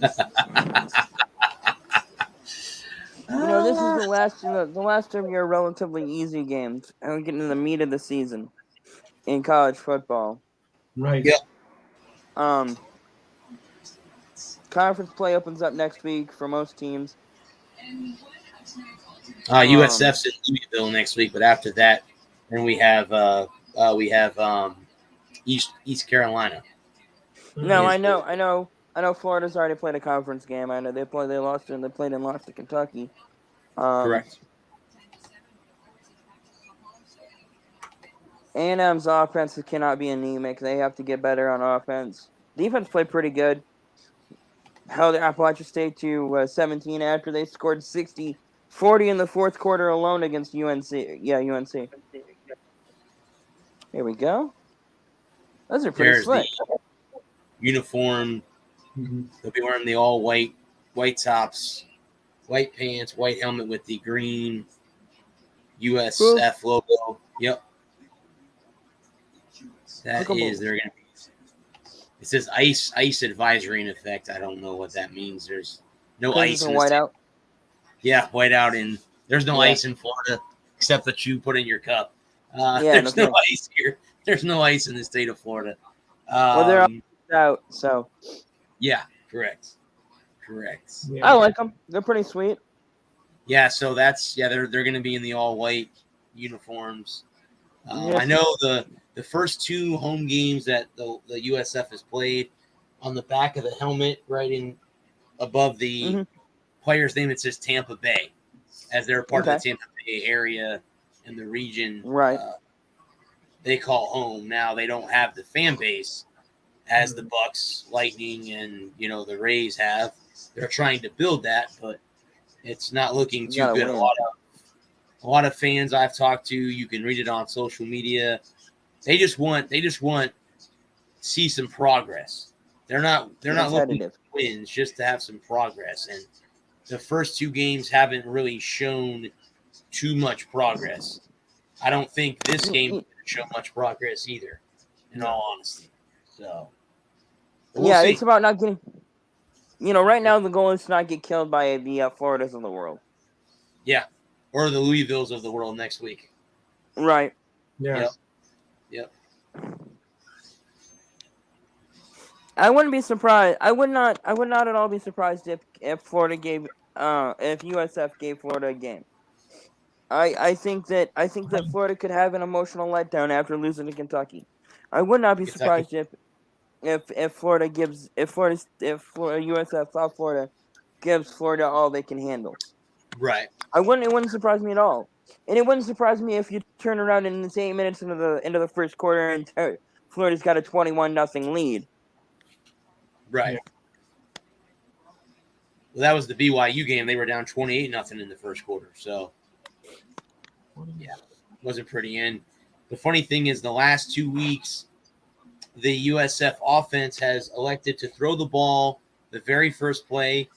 First game, it was a pick six. Last week, it was another interception. So maybe they need to stay away from throwing the ball on first down. Yeah, that'd be a good idea. Maybe not throw an interception or throw it, not throw a pick. Yeah, that'd be a good start. Yeah, to not throw an interception or anything like that to start the game off. I think for teams like Michigan, Georgia, Ohio State, Alabama, the goal this week is to blow them out and get out healthy. Yep, I would agree with that. I don't think anybody in the top four is playing anybody. There shouldn't be any big. I would even say, Texas is going to have a game, but if they can, if they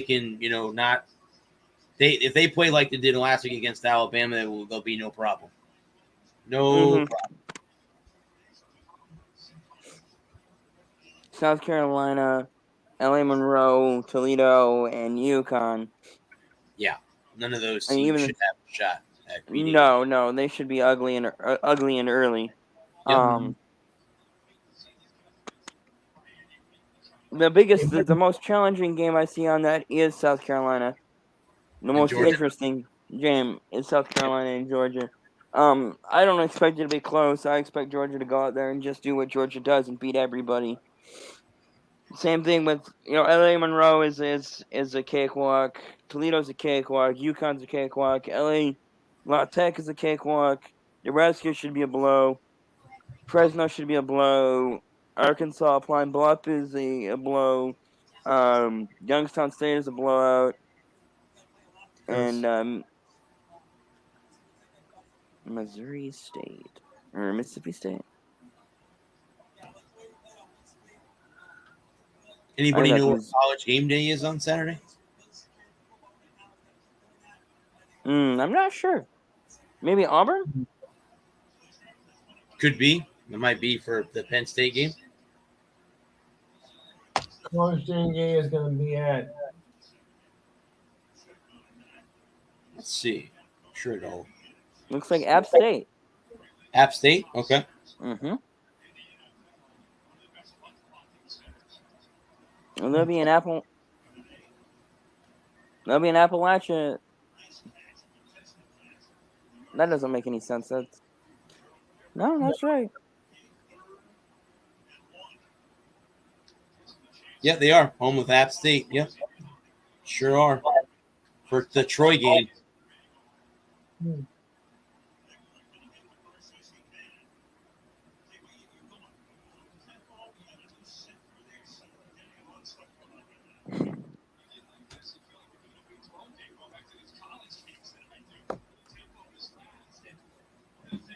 What do you guys think of Al Michaels and Kirk Herbstreit calling games? Mm. Well, I really haven't been listening to it because I've been, doing the show. Yeah. When we get off here, I'll probably turn up the volume. But yeah, I'm a huge Al Michaels fan. Been a Al Michaels fan my whole life. Me too. I could do without Herbstreit, but it's whatever. Well, I'll try and find it online later. Okay. Yeah. I just think it's interesting that you have Al Michaels, who's done about everything, more known for football, and then Herbie's more known for college football, not so much pro ball. So Right. it's kind of interesting how they have him in the. Well, would you doing, rather have him or what's his name? Collinsworth. Yeah. Yeah. He was struggling on Sunday Night awful. Football. He was awful. Awful. Yeah, he You was. all right over there, Brad? You've been or not Brad? Sorry, Gerald. You all right over there? You've been awfully quiet this last half hour, 45 minutes. Yeah, just watching the game and doing some stuff. What was your big shock from week 1?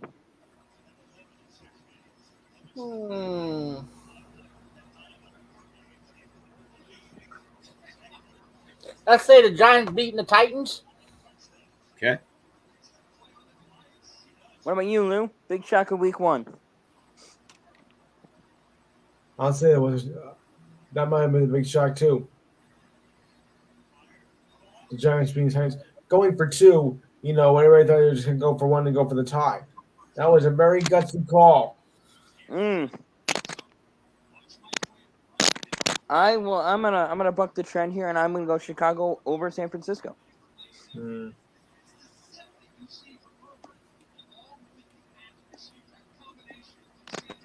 I'm gonna say the Bradley? I'm gonna say the Houston Colts tie. I don't think anybody expected the Houston Texans to do right. anything. I think Indianapolis was the favorite by everybody, and for them to tie, that's interesting. But the Giants game, definitely, the Bears game's another one too. I just think that the fact that Houston may actually be able to play football, it's amazing how, but again, it's week 1. We'll have to see if they can continuously do that over the next couple weeks. Now, if they do it again this week, then we can start saying, okay, well, maybe we underestimated this Texans team. Lovie Smith and company. So who knows? Well, I've been a huge Lovie Smith fan ever since his time in Illinois? Chicago. Oh, there. Yeah, if Houston ties Denver, that'll be shocker. They're gonna be 0-2. Yeah. I think probably the last time a team went 0-2 was in like 1927. Yeah, I was gonna say. Yeah. It's been a long time since you've seen a team undefeated, but we haven't won one yet. We're undefeated, but we have not. Haven't lost one. Haven't lost one yet. Yeah. Haven't lost one yet. Yep.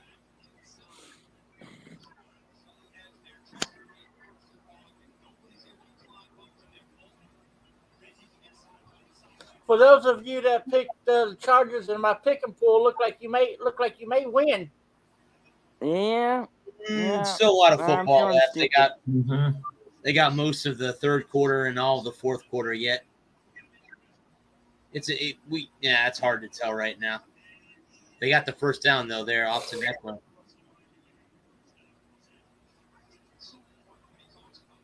I know my roommate won one fantasy league. He won, and the other fantasy league he lost. So, I was 0 for 3 in fantasy last week. Yeah.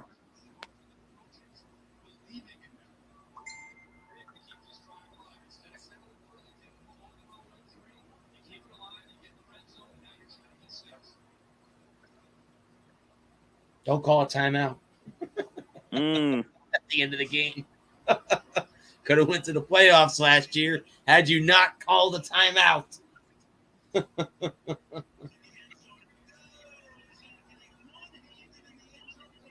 Oh, what a catch by Mike Williams.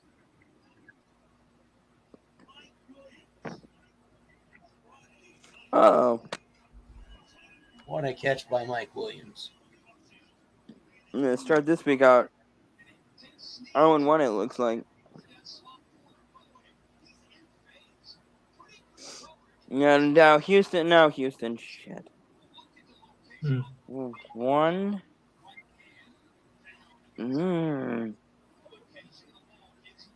One.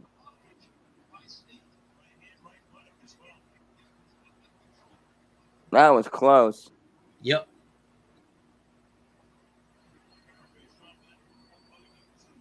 Kick is up and good, and we won't look at it again.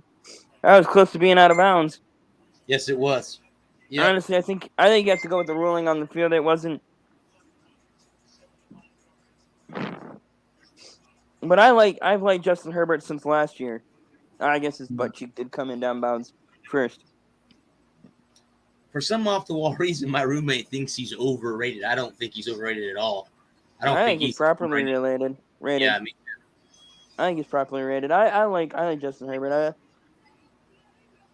Yeah, I do as well.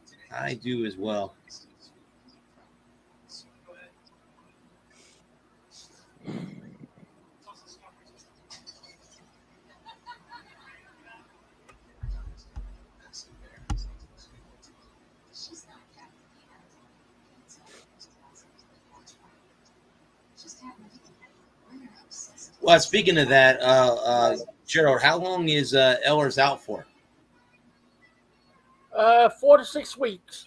4 to 6 weeks, okay. 46 weeks.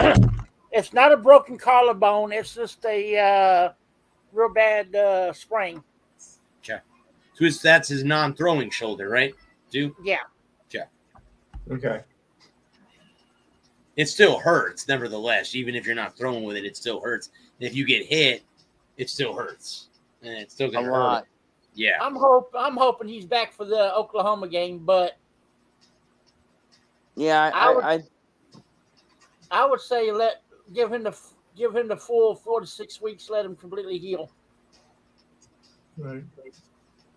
Well, I mean, and who's your backup that got hurt too in the Alabama game? Hudson Carr. He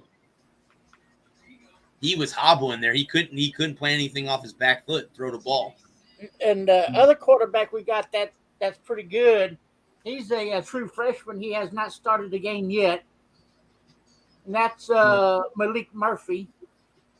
Do you think we see him this week? 50-50. 50-50? Okay. Just because as of right now, Carr is he's day-to-day in practice. Okay. And he's not, and they're not for sure if he's going to be able to play in the UTSA game. Gotcha. Okay. I think I'd hold him out a week. Right now, the speculation off of the 40 acres is it's a high ankle strain. Okay. But I agree with Adam. I would hold Carr out for at least a week to 2. Yeah, start your true freshman. That's what I would do. Yeah. Absolutely. Honestly, I think that's probably, especially against UTSA, a game you're heavily favored in. On a conference game, so yeah. Because they saying that Malik Murphy is a dual threat quarterback. He can do it. Okay. hand, his arm, and leg. Kind of like Vince They- Young. Yeah. JJ McCarthy. He's a throw and a half to watch, isn't he? Yep. Yeah. Yes, he is. Well, Who? now in Michigan, are they starting both quarterbacks, or are they starting McCarthy's going the rest of the way. on the Okay. Okay. McCarthy looked like he came out with gangbusters on Saturday night against Hawaii. There's a He pick. He looked unbeatable. Yeah. Oh, there's a flag on it too. Was that on offense? Yes, is it offensive or defensive pass interference? Let's hear We'll Oh. see. And the call is looks like offense. There is Well, guys, we are at the end of the show.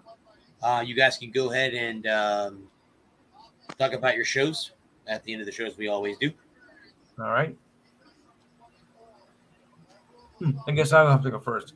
All right. Enhanced Sports Show, Saturdays 5 to 7 p.m. Eastern Time, 4 to 6 Central, and 2 a.m. in Europe.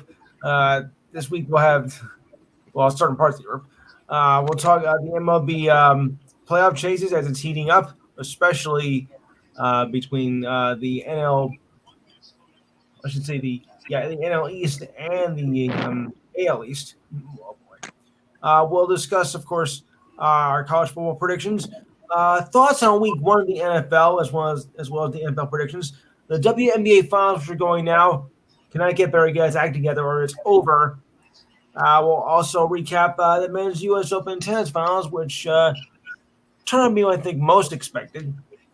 We're going to get maybe not. And I'll see if we can find some UFC news to talk about as well. So if you got time between 5 and 7 p.m. this Saturday, and, of course, most Saturdays throughout the year, call 512-543-4662. I'll repeat that again, 512-543-4662 at 5 p.m. Eastern Time. Okie dokie.